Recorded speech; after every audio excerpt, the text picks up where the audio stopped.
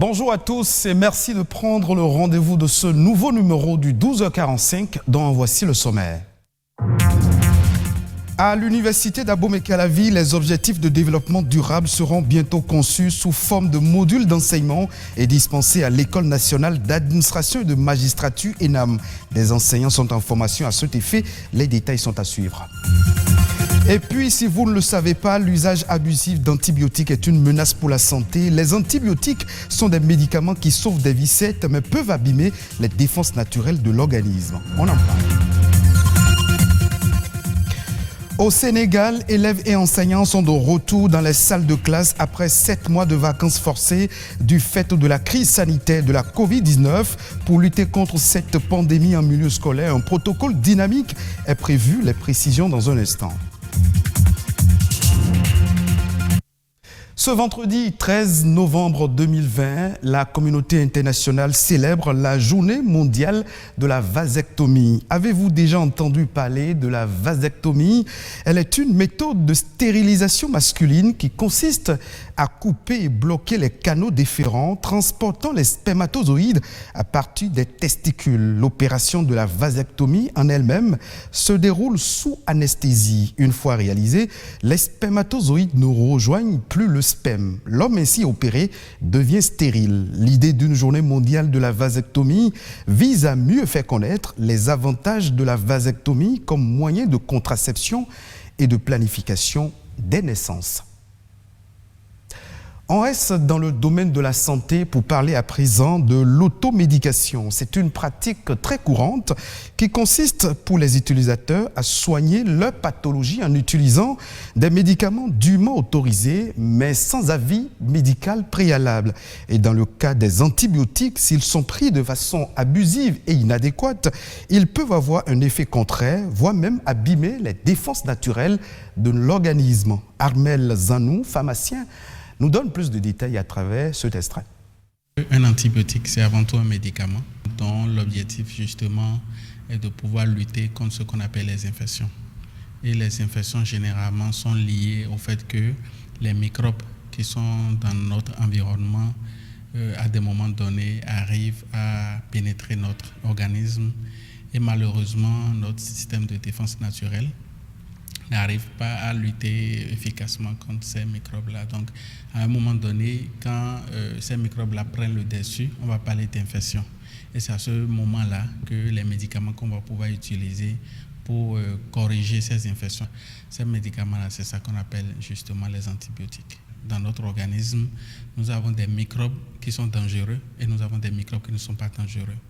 Alors, quand nous prenons justement les antibiotiques sans savoir sur quel type de microbes nous voulons agir, malheureusement, parfois, nous faisons ce qu'on appelle des dommages collatéraux. C'est-à-dire, en voulant tuer seulement les microbes dangereux, on arrive malheureusement à tuer également les microbes qui sont des microbes, disons, qui ne sont pas dangereux pour nous et qui même nous protègent parfois d'un certain nombre de maladies. À force de mettre une pression médicamenteuse sur un microbe, à un moment donné, le microbe commence par développer de la résistance. Parce qu'on va arriver à un moment où les médicaments ne pourront malheureusement plus être efficaces vis-à-vis de ces microbes-là. Donc c'est pour ça que c'est important, avant de prendre un antibiotique, de prendre l'avis d'un spécialiste de santé pour que le pharmacien ou bien le médecin puisse déterminer avec exactitude le type d'antibiotique qui correspond au type d'infection dont vous souffrez.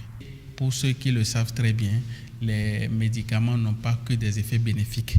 Il y a ce qu'on appelle des effets secondaires indésirables également qu'il faut prendre en compte. Donc, il faut toujours prendre l'avis des spécialistes. Et le spécialiste le plus proche aujourd'hui, qui ne vous prend même pas de l'argent pour vous donner son avis, c'est le pharmacien. Et vous venez de suivre Arel Zanou, pharmacien. Il nous parlait des conséquences de la consommation des antibiotiques.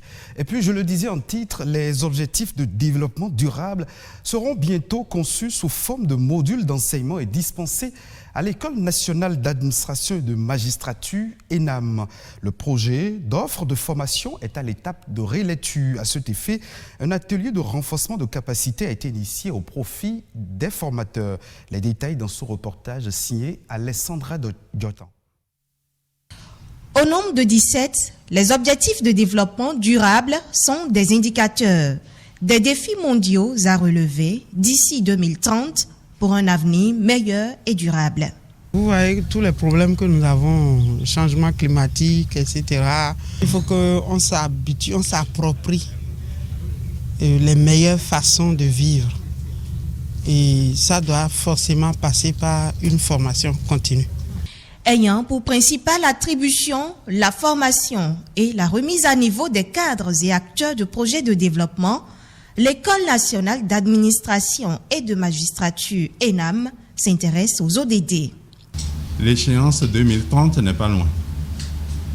Et si nous ne voulons pas que notre offre manque de pertinence, il nous faudrait la mettre en œuvre très vite.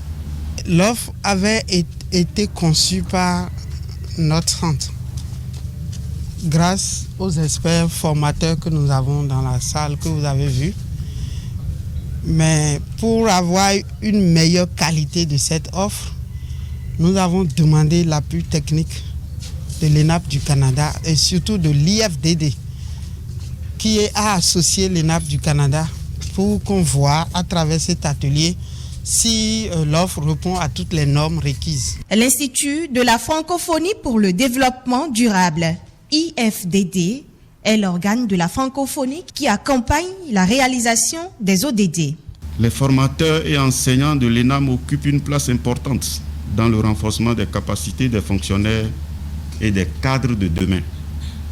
Il est donc nécessaire au cours de cet atelier de les outiller afin qu'ils puissent concevoir des offres de formation adaptées aux ODD, tenant compte des besoins pédagogiques existants. Pendant la session, les outils méthodologiques et les pratiques en matière de planification et de mise en œuvre du développement durable développés par la francophonie seront présentés afin de voir dans quelle mesure ils pourront être intégrés dans les modules de formation.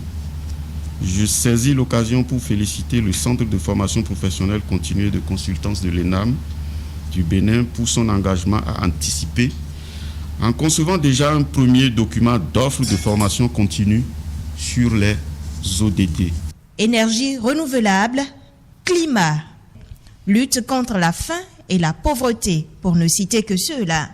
Des enseignants venus du Bénin et du Togo verront leur champ de compétences renforcé au cours de cet atelier. La filière de formation sur les ODD verra le jour à l'ENAM au thème du processus en cours. D'autres informations dans ce journal à travers un condensé de quelques faits marquants de l'actualité nationale. La Nation en bref et en images est signée ce vendredi par Amandine Aliambossou.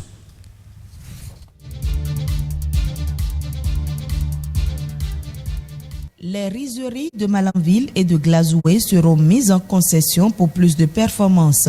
C'est l'une des décisions du Conseil des ministres de ce mercredi 11 novembre 2020. Avec un plan d'investissement de montant de 11,5 milliards de francs CFA sur 10 ans, la société Premium Rice Mill Industrie Limited entend créer 6 000 emplois directs et 3 000 emplois indirects autour de ces deux usines. Elle investira également pour la gestion d'une chaîne de valeur complète et intégrée du riz d'une capacité installée de 430 000 tonnes, ce qui impactera directement 650 000 producteurs et rapporter des revenus aux communautés à la base à travers des centaines de coopératives de riziculteurs. Par ailleurs, la société va travailler à labelliser le riz béninois et à lui assurer un emballage répondant aux normes en la matière. La campagne de commercialisation 2020-2021 du soja sera lancée le jeudi 19 novembre prochain dans la commune de Djougou et va durer jusqu'au 30 juin 2021. Le prix plancher est fixé à 175 francs le kilogramme. La bonne nouvelle, c'est que la filière soja est en progression constante au fil des campagnes agricoles. Il a été emblavé au titre de la campagne écoulée une superficie de 192,4 412 hectares pour une production de 257 000 tonnes de soja, dont 240 000 tonnes ont été déjà exportées. Ce prix plancher tient également compte de la tendance sur le marché international. Par ailleurs, un accent particulier sera mis sur la promotion des bonnes pratiques destinées à préserver le label du soja béninois. Le chantier abandonné à l'entrée de la capitale du Bénin ne deviendra pas le nouveau siège du Parlement. Dans la même ville de Porto Novo, entre le stade Charles de Gaulle et le lycée Béanzin seront construits les nouveaux locaux du Parlement béninois conçus sous la forme d'un arbre en référence de l'arbre à palabre, symbole d'assemblée dans la tradition africaine.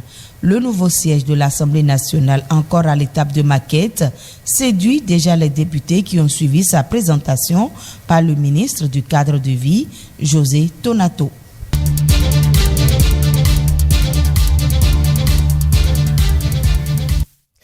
Au Togo, les acteurs des filières de karité se familiarisent avec les fondements de l'entrepreneuriat agricole. Une stratégie nationale de développement du secteur est en train d'être mise sur pied. C'est pour lutter contre la déforestation et faciliter l'accès aux opportunités de marché et à l'écoulement des produits issus de karité. Entre autres objectifs, planter 10 millions d'arbres de karité tout en protégeant 200 millions de plants déjà existants. Alors même que le secteur emploie de plus en plus d'acteurs, notamment les femmes. Au fil des années, les dérivés du karité sont devenus des produits d'exportation non négligeables pour le Togo et d'autres voisins de la sous-région comme le Bénin. Direction le Sénégal. Les écoles ont rouvert mercredi dernier pour le compte de la rentrée académique 2020-2021. Après 7 mois de fermeture en raison de la pandémie liée à la Covid-19. 4 millions d'élèves du primaire et au secondaire devraient reprendre les cours, même si certains ont choisi de différer leur retour. Les autorités assurent que masques et gel hydroalcoolique seront acheminés dans toutes les écoles du pays. Fatoumata Savané nous en dit davantage dans ce reportage. La rentrée scolaire 2020-2021 s'ouvre dans un contexte de pandémie du Covid-19. Cette année, ce sont près de 4 millions d'élèves qui vont regagner les classes. L'enjeu principal reste le respect du protocole sanitaire édicté par les services de santé. Parmi les 550 000 élèves qui ont repris les cours, maintenant ce sont ces 4 millions qui vont revenir. Donc il va falloir que les écoles soient prêtes à accueillir ces 4 millions d'élèves. Et là, ce n'est pas seulement le ministère ni les enseignants, mais la communauté aussi doit s'impliquer par rapport à cela. Avec la distanciation, certainement c'est des classes qui vont être réduites. Et si les classes sont réduites, le nombre va augmenter. Et le problème d'enseignants va se poser. Je pense que là, le ministre, il est assez sérieux, assez compétent. Je pense qu'il y réfléchit avec ses techniciens. D'un autre côté, les enseignants ont montré leur détermination à faire du concept Ubitei Djangtei une réalité pour cette année. Les enseignants sont prêts, fin prêts, pour retourner et nous mettre dans la dynamique dès l'ouverture et par rapport à ce nouveau contexte de démarrer les cours. Oui. Mais je crois que nous l'avons déjà amorcé, nous l'avons déjà annoncé. Il faille que des dispositions soient prises pour que les écoles soient disponibles, que tout soit fin prêt. Nous sommes toujours engagés et nous resterons engagés parce que notre raison d'être, c'est cette école-là. Et c'est cette école-là qui a fait de nous ce que nous sommes. Le ministère de l'Éducation nationale appelle les acteurs à rester vigilants. Toutefois, le protocole sanitaire reste de vigueur, souligne Mamadou Tala. Au niveau du protocole, on ne parle plus de 20 élèves par classe. Le respect seulement de la distanciation. Mais le masque est obligatoire. Tout ce qui est produit sanitaire à l'entrée de l'école et à l'entrée également des classes est maintenu. Et également le thermoflash est mis à la disposition. Donc voilà, globalement, c'est un protocole qui est retenu, mais qui est allégé aussi, mais qui pourrait être dynamique en fonction de l'évolution dans un sens ou dans l'autre. Une année scolaire 2020-2021 dans un climat social apaisé, c'est à cela que travaille l'ensemble des acteurs. Ils comptent rejoindre leurs efforts pour gérer les priorités liées à l'école. Fin de cette session d'information. Merci de votre fidélité. Retrouvez cette édition sur le site de l'ORTB, www.ortb.bj.